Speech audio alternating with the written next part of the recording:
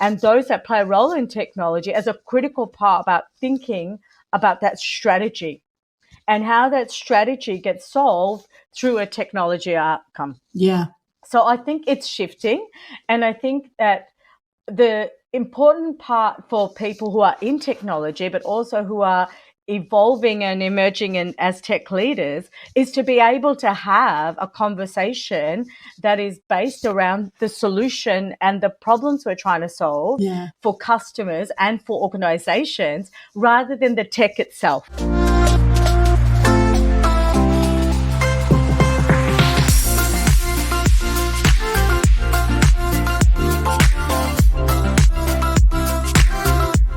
Hello and welcome, Sheena. It's so great to have you on the podcast today. So let's start with, you've had an interesting career history and you're now the GM of Product and Technology at a company called Sisu, and you've worked for some amazing companies in your career as well. But there was a time in your career where you stepped out from the corporate world and had your own business. So why don't we start there? Hi, Sarah. Thank you for having me today. I haven't really had a straight path in my career. I was always curious about doing something on my own. So when my kids were younger, I decided to create my own business. And it was in personalized stationery, so completely different to anything that I'd been doing before.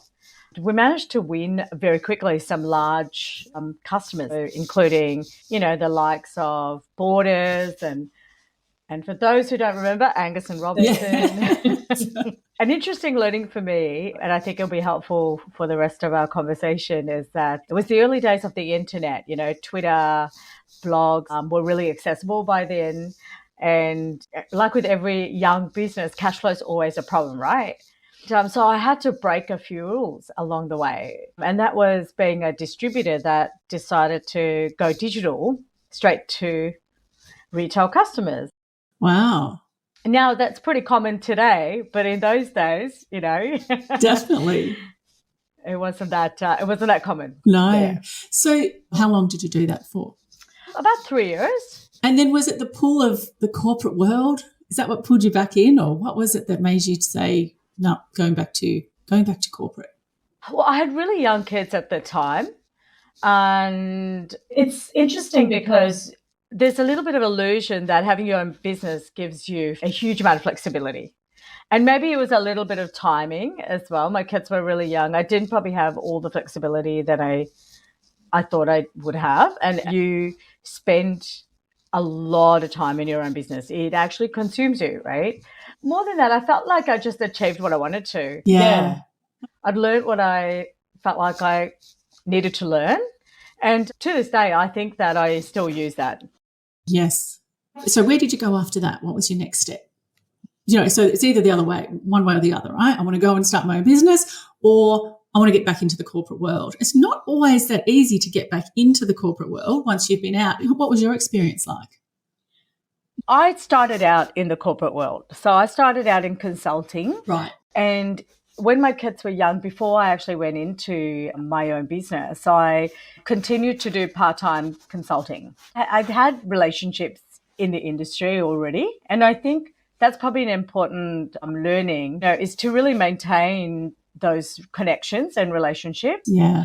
So when I wanted to come back, I really just reached back out to people that I'd kept in touch with, relationships that I'd maintained, and went from there. So my first gig back was with the NAB. Oh, yeah. Which actually, now that I think about it, probably was a little bit courageous because I've never worked in a bank before. So, come straight out of my business where I had a lot of control and I dictated all my own terms into 30,000 plus company. Yep. Which has got a whole culture of its own and a whole way of working. Yeah, and a lot of history, right? Like what's interesting about a bank, actually, if I reflect back to my experience before I went into my own business, it was in consulting. So I wasn't spending a lot of time in organizations. Yeah.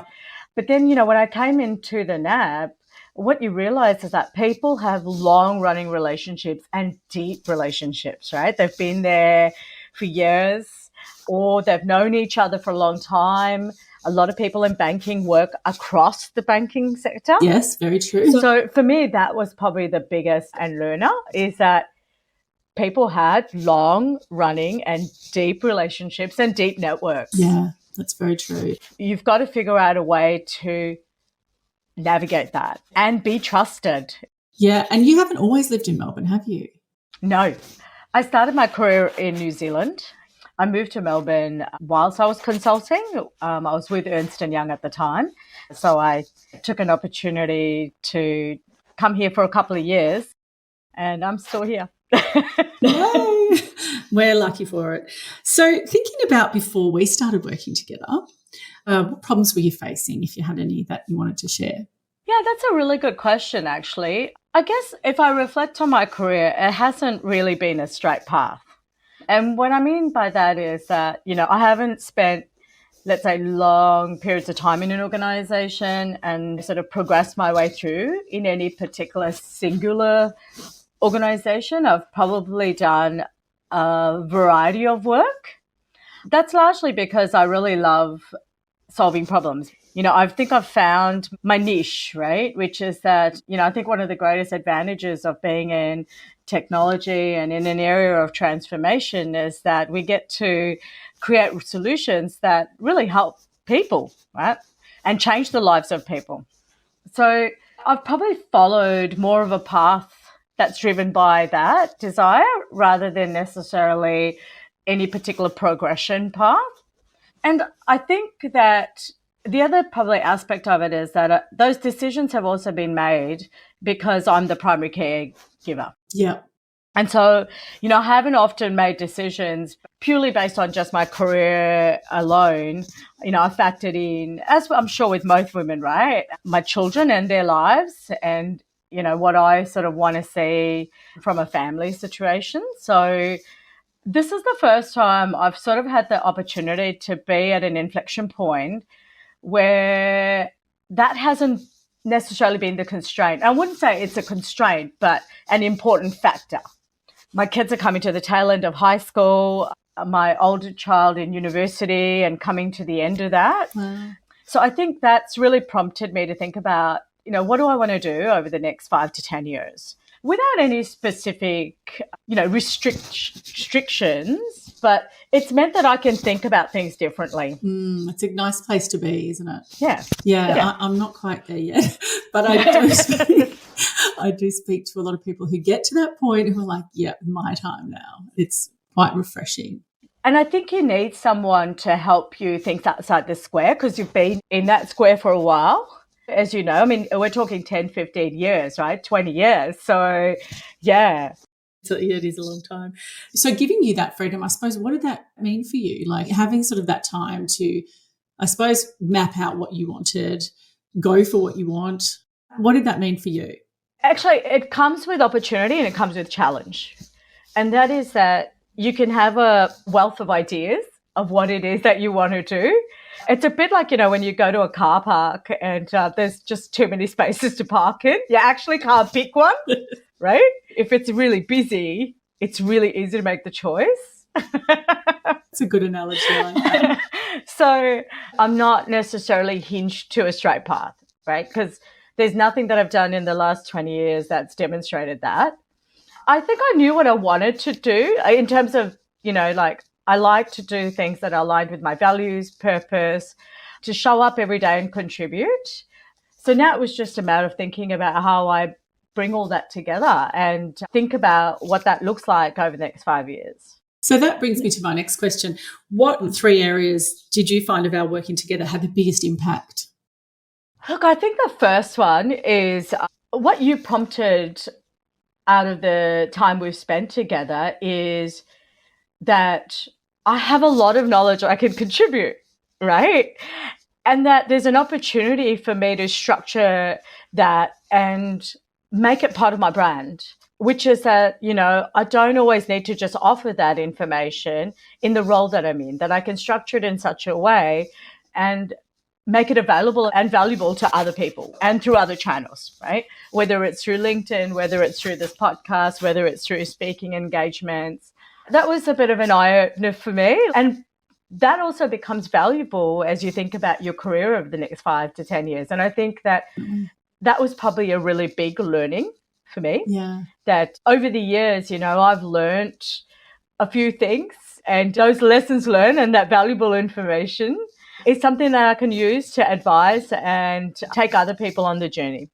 The second one is just to have the confidence to put down what I want to do, what my career looks like for me. I think we can often get influenced by what we see around us, what the world, I suppose, tells us looks like the right steps or the right things. And sometimes that's always conflicted with how I've sort of seen what I'd like to do. They're probably my two big ones, actually. My third one is probably just to make time to think these things through. I think that we often put a lot of time into other things, especially as parents. Yeah. And so, we're often coaching, advising, mentoring our children, our teams, right? And what this forced me to do was actually really put that thinking time into my own stuff, basically. Yeah. Do you know, that's actually a really, really good point, because I find it too, like I have to really factor in that time to think. And I was listening to, just before this podcast, I was making lemon slice for my son's grand final this afternoon, right? And I was listening to an audiobook at the same time and trying to sort of, maximize all of it, but really just taking that time out to just have some creative outlet, jot down your ideas. It just makes such an impact in terms of even just in your own mental space and well-being, but also for your career, because you do have so much knowledge. And if you can structure it in a way that makes sense, then you will actually be able to add value to your industry. And the interesting thing for you, Sheena, is that you were already doing a little bit of speaking and, stuff that was out there. So did you find that you were attracting opportunities, and did this help you with constructing your content moving forward after that? I found that I was attracting opportunities, but one, I didn't really value them as much as I do now. Yeah. If I was attending something, I'd put all the effort into the one or two things I would agree to do. Yes. But I think it's back to appreciating that, those things take time, and you have to be able to allocate time out to structure the thought. And now that I've sort of been able to figure out where I can put that time and that I value that, I'm probably prepared to say yes to more things. Yeah, and I suppose it's important to say yes to the things that align with your goals. There's no point in doing something that's like, and often people get stuck in that with, they're in a role in a company and they take a lot of opportunities, but they're just all about their company and not about them. So it's about sort of shifting that as well, isn't it? Absolutely. And I think you've called out a really good point, is to be selective about where it is that you want to have that conversation and offer that information that's aligned with, your own, I guess, themes, value proposition. Yeah. And to systematically, spend time on that. Yeah. That's probably a big lesson that I've learned from you, is how to create a bit of a structure around that. Yeah. Were there any, I suppose, hesitations or reasons why you maybe thought, I don't want to work on this or I'm not going to work with Sarah? Was there anything sort of holding you back? Probably I knew that I'd have to allocate time. Yeah. I knew that it wouldn't be necessarily easy. I think it is difficult to spend time talking about yourself. But it is a luxury too. It is a luxury as well. And it's not something that comes naturally to me, to be honest with you. Yeah. It's easy to avoid, right? Yeah. And I knew when you asked me the question, like, are you ready to, proceed? I had that moment where I thought, I'm actually going to have to really spend time on this. So that was probably my only hesitation. Well, that's I would imagine a lot of people think, time gets in the way. But I suppose it's one of those things, if you don't invest it, everything that is worth doing requires that investment of you and your time, doesn't it? That's a good one. And I suppose, what were your favourite parts of working with me? One of the interesting things is that I never really did the homework in a structured way. But what it did do was, and you probably remember me saying, I need to take those notes out. So I kept a book because I still like to write. And I know people find this strange for someone who's been in technology for so long. that I still have a pen and notebooks. And what was really great was that it sparked all these ideas and thinking. And I used to find time, in the early hours of the morning to note all that down so I didn't forget it. But I really love that when we met, and I used to look forward to it, by the way, you sort of flexed and you worked with where I was at in that moment, what I was sort of, working through, rather than potentially going back and saying, okay, well, we're up to step 2 or we're up to step 3. And I found that to be really helpful because I'm probably not a hugely structured thinker. Yeah. So eventually, I do bring all of that together and connect the dots, but I don't necessarily do it in a structured way. I don't know if you noticed that. That's right. I'm a little bit the same on other things as well. But I think that's important because there are things that come up in your life during that period of time. And I see this with a lot of clients. Sometimes it'll be, I have just got this massive opportunity. I'm about to start a new role, or I've just been, given this opportunity to go for this interview. And, so it's good to be able to apply it to real life things as well. I want to add one more thing, and that is that you brought a lot of examples to the table for whatever we were talking about or working on. I loved how you sort of pointed to a person or a topic or a podcast or, sort of the real range of things I could tap into to draw from.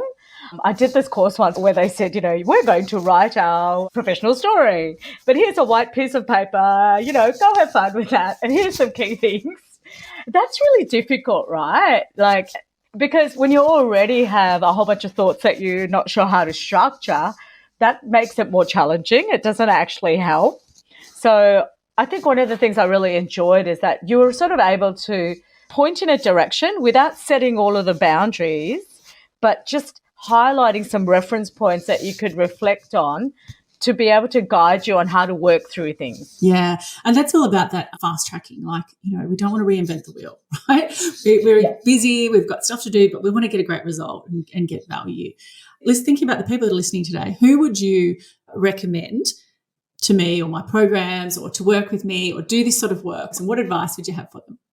Well, first of all, I keep forwarding all your webinars to people. Oh, aren't you wonderful? You need to sign up to this.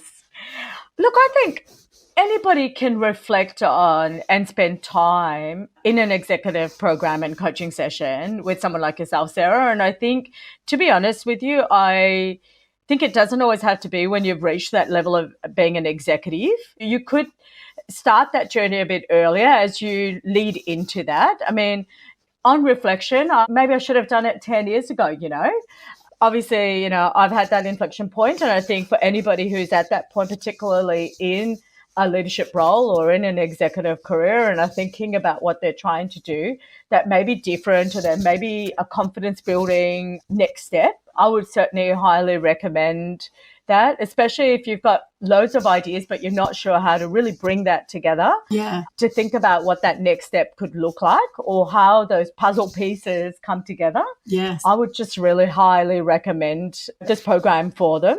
I think also it forces you to spend the time on yourself. I don't think this can happen incidentally.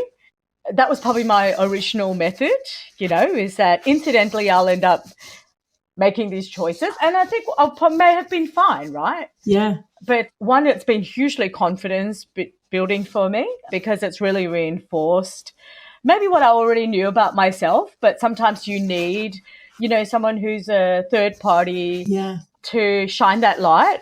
And then secondly, to really help structure, that thought process and provide those ideas that really spark some of those next steps. Yeah, so I've noticed even when we were working together that you post on LinkedIn quite a bit now. You do a lot of speaking opportunities. Tell me, apart from the confidence and like you've said already, was there any other sort of big things that happened that you were like, yes, fantastic. I can attribute that to building my profile. Yeah, absolutely. I mean, I think our careers, and we hear this statement, building your brand. And I think if you're someone who doesn't like talking about yourself, you attribute that to the superficial things, right? And I, for a long time, didn't fully understand or connect with that statement. I think as I've spent time with you, what I've realized is building your brand is actually not necessarily about the superficial things. No. It's about the depth of your knowledge, what you want the rest of the world to see you as, right?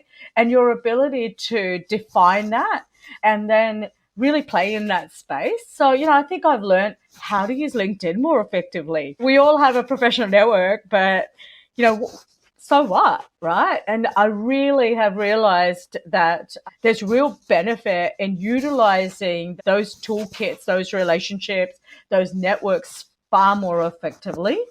That's probably the big learning for me. Yeah. I often speak to people, and I have had clients in the past who are fascinated by or really keen to get into product. So it's a little bit off topic. So what advice would you have for them? So you look after technology and product and, obviously got extensive experience in this space. But, it seems to me like a lot of people who are in the tech space or, even other sort of areas have a real interest, particularly in banking actually, have a real interest in getting into the product space. Have you seen that? Is that sort of like the place everyone wants to be, or is it, not? That's such an interesting question, actually. I think it just depends on the evolution of your career. And I don't think we should box ourselves, right? Like, I'm in tech, so I'm always going to be doing coding or, you know what I mean? Like, I think one of the interesting things about people in technology is you see the wide range of solutions where problems have been solved. Yeah. And so there's such an opportunity for people who have worked in the technology space to lead in the product space. Because often you're seeing a problem from a very different lens, in the sense that technologists in an organization are often encountering all parts of the organization, right? So if you think about the roles that I've had in the past, I would encounter and connect with and help solve problems for not just marketing or not just accounting or not just supply chain, right? Often I'd get to see a really wide range. But one of the interesting observations that I have, and as I've built teams, this is what I've encouraged them to do, is technology people spend a lot of time building technology skills. Yes. My recommendation is to build the soft skills, people leadership, strategy, how an organization exists, grows, develops, and competes in its world, in its industry, right? So my recommendation is that you don't need to keep just doing another tech course or listening to more tech. Whatever your learning journey is, I would encourage people to explore, if you're trying to get into product, service design, what it means to be involved in creating something for customers, that customer experience base. So it's really what we call those soft skills. That's really interesting, because I know that some people, particularly as they're progressing in the tech space, there's sort of this feeling of, if I want to get that next job, I sort of have to know everything in the tech space. And I often say, you don't, you just need to know how to lead those people. But I think that mindset shift of I don't need to know everything about every program. That's why I'm here. And that's a great point about this, learning those soft skills. I can just see how that would be so valuable to the organization. Another thing that often comes up, and it depends, I think, on the maturity of the company. So I'm interested in your perspective on this, that tech's there to fix everything. And, if I've got a problem, it's tech's fault. So have you ever had that problem, in terms of shifting from a fix it culture to actually, we're over here doing this great stuff. So how have you navigated that if you've had that problem before? Where tech becomes an order taker rather than a strategic partner. And I think in any organization today, if you think about customer expectations and the role that digitization has played, right? Now, what does that all mean?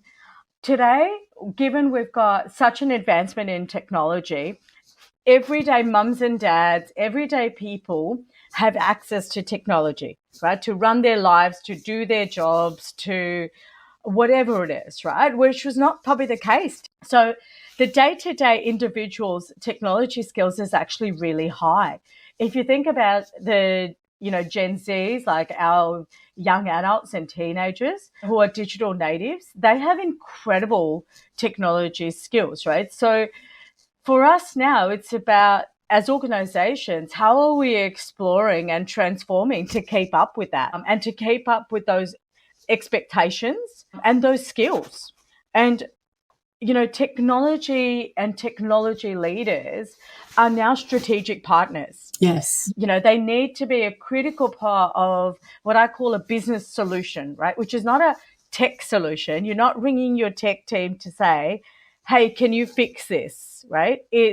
We have a business problem we're trying to solve, and we'll solve that through technology no matter what we do, because that's the only way to meet those customer expectations. So how can we involve our technologists and those that play a role in technology as a critical part about thinking about that strategy and how that strategy gets solved through a technology outcome? Yeah.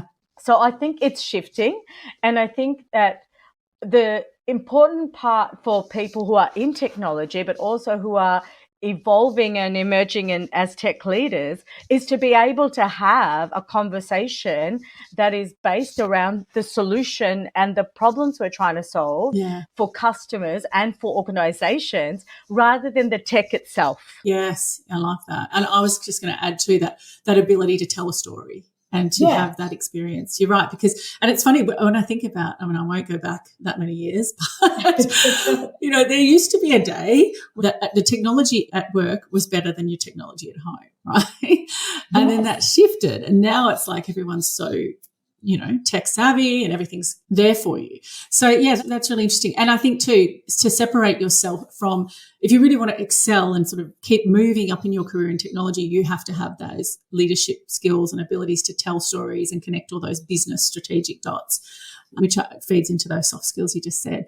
That's fantastic. Now, I know people are going to want to reach out to you, Sheena, because you have so much fabulous information to share and advice and learnings, and you often speak at events as well. So where can people find you? People can find me on LinkedIn. Thank you, Sarah, for encouraging me to use it. And that's probably the easiest way to reach me, is to just, in the words of the youth in my household, DM me.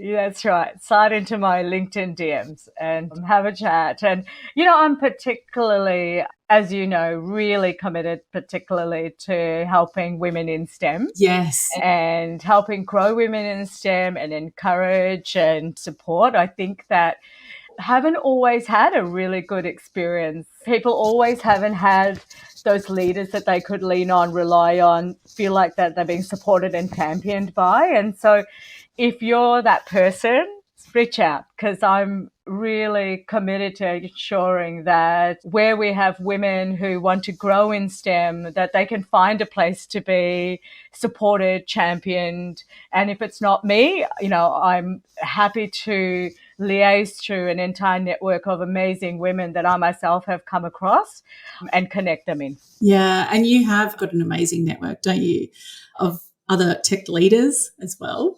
Yeah, I feel really, I want to say lucky, but I think that you attract people like yourself. And, I've been really keen to see a tribe of women who are really, committed to each other's careers, but are committed to celebrating each other, right? Rather than being threatened or challenged by that. And over the years, I've got an eclectic group. And, I reflect on a quick story. A couple of weeks ago, I really wanted to bring a group of people together to attend the Justin Terada and breakfast, which is next week. And I started out with, I should have just really leaned in, by the way, and just booked a table of 10, right? But I wasn't quite game. So I reached out to about the first 6 people. And so we locked that in pretty quick. And then I thought, oh, geez, I better just book that table of 10. And one of the women, she messaged and she said, just do it, Sheena. And she sent the muscle emoji, the power emoji. And to cut a long story short, we've got 2 tables of 10. And in fact, if I had the time, we probably could have filled a third. Yeah, it's going to be wonderful too. I'm looking forward to that event. Yes, we're connecting there next week, aren't we? Which will be great. And that's often all it needs, isn't it? Just one person to light that little spark and everyone wants to be a part of it. Yeah, definitely. And I think we've got to do a bit more of that and champion women together that want to feel support each other. And there are a whole bunch of women that are coming next week who I've never met before. How's that? I realised that one of the ladies in the group is also in another group that I'm in. So that'll be really interesting because we've never actually met properly, but we are in two groups. Well, it's going to be really wonderful. Well, thank you so much, Sheena. I really appreciate you coming on the podcast today. And like Sheena said, you can connect with her on LinkedIn. And also, I've got a special download in the notes. So grab that. It's on strategic networking. So don't forget to subscribe and review and share the podcast with anyone that you think would find value. Thanks again, and I'll see you next week.